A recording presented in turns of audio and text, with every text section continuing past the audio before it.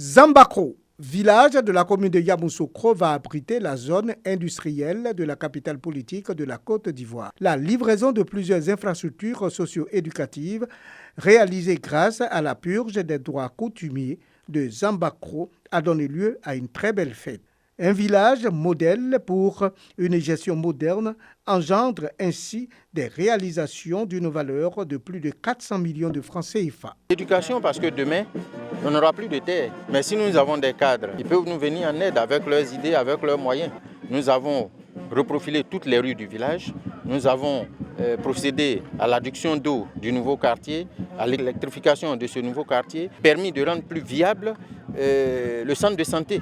Demain, il faudrait que nos enfants sachent que les anciens ont pu faire quelque chose, donc pouvoir laisser des traces.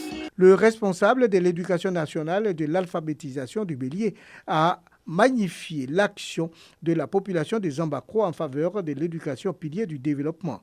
Pour le ministre du Commerce et de l'Industrie, la Côte d'Ivoire respecte ses engagements afin d'améliorer les conditions de vie des populations de Zambakro. Conformément à nos engagements, sur 3 ans, de 2018 à 2021, payer aux populations de Aspessekro et de Zambakro sur 250 hectares, 3 750 milliards.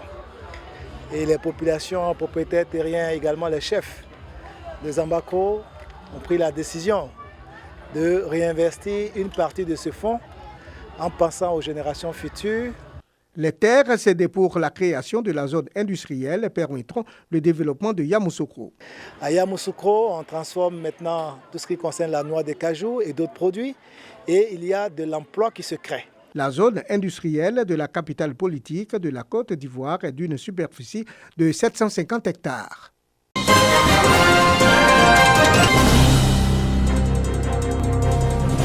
500 kits scolaires aux écoliers des classes des cours élémentaires première année CP1 des sous-préfectures de Tonla et de Diegonefla dans le département d'Oumé. Un don de Yacouba Kone, chef d'entreprise, fils de la localité. Objectif, apporter un appui aux parents d'élèves en cette période de rentrée scolaire où les moyens financiers se font rares du fait de la Covid-19. J'ai pensé à hier, j'étais dans la même difficulté, donc je me dis qu'aujourd'hui, il y a forcément des enfants qui sont également dans la même difficulté que nous.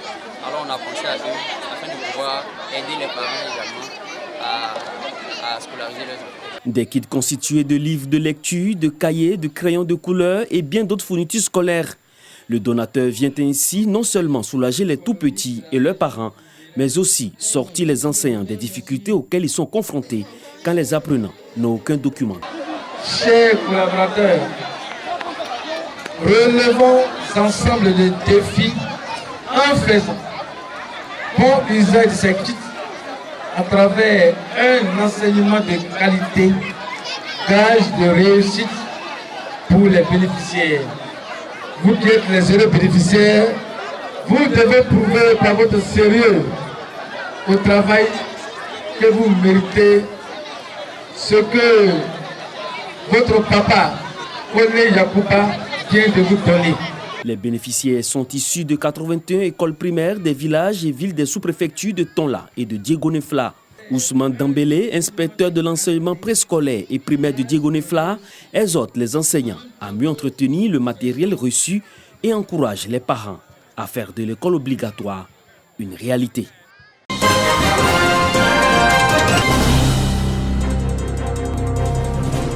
Écoliers, élèves, enseignants et personnel administratif distingués par leur ardeur et abnégation au travail. C'est dans le cadre de la 17e édition du prix Charles Pimon de l'excellence. Un prix qui récompense chaque année en début de rentrée scolaire les meilleurs élèves et enseignants du secteur pédagogique d'Atiguakourou. De même, des acteurs sociaux qui œuvrent au développement local et à la cohésion sociale. Initiateur du prix, Charles Pimon, cadre et fils de la localité. La remise des lots aux bénéficiaires a réuni les autorités locales et la communauté éducative à Bofabo, village de la commune d'Atiguakourou. Il s'agit de susciter une saine émulation entre les apprenants, des enseignants et les motiver à la culture de l'excellence et du mérite. C'est dans l'éducation, c'est avoir bien compris les enjeux réels de nos États. Nous devons bien former nos citoyens, nous devons les préparer à prendre véritablement en main le développement, à être efficaces dans leurs actions à être efficaces dans leur réflexion aussi et à être efficaces dans leur projection. Les autorités politiques, administratives et éducatives ont traduit leur reconnaissance au donateur pour son geste. Elles exhortent les lauréats à demeurer des modèles. À cette cérémonie, les responsables de l'ONG à Kondouabla ont profité de l'occasion pour offrir des kits scolaires à une trentaine d'orphelins. Je souhaite qu'ils prennent conscience du fait que c'est pour leur lendemain, c'est pour le devenir du pays qu'aujourd'hui on les a mis à l'école pour qu'ils puissent relever un défi lorsque les autres iront à la retraite. C'est une manière de m'encourager aussi à travailler. J'incite mes amis à faire autant que moi. En tout cas, c'est le travail fait. Je vous remercie au nom de tous les récipiendaires pour votre dévouement au développement d'Atiguatro. Depuis 2005, plus de 3600 personnes ont bénéficié du prix Charles Pimon de l'excellence. Demeurer dans la quête de l'excellence en dépit des crises sanitaires, tel était le thème de la 17e édition.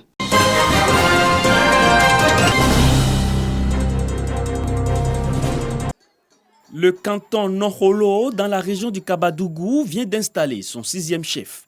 Koné Soumaïla succède à son père, décédé en 2018. En prenant le trône, il entend s'attaquer au problème des conflits fonciers. Aujourd'hui, il y a trop de problèmes, il y a trop de palabres. C'est pour celui qui, ma foi, vient s'asseoir à Séglon, qui ne reçoit pas de terre pour travailler, et il y a toujours des soucis. Alors ça, ce n'est pas notre souhait. Notre souhait est qu'on s'entend. On fait tout sans palabres. Le nouveau chef du canton Nongholo est installé par la Chambre des rois et chefs traditionnels. Les populations du canton sont invitées à se mettre à la disposition du nouveau chef afin de renforcer la cohésion et le développement de la localité. Sans les chefs de village, les chefs de canton ne peuvent pas travailler. Sans le chef de canton, les chefs de village ne peuvent pas travailler. Donc nous sommes prêts à l'accompagner toujours dans la tâche, dans ses travaux. Le canton Nongholo comprend 56 villages issus des départements de Madinani et de Séguélon.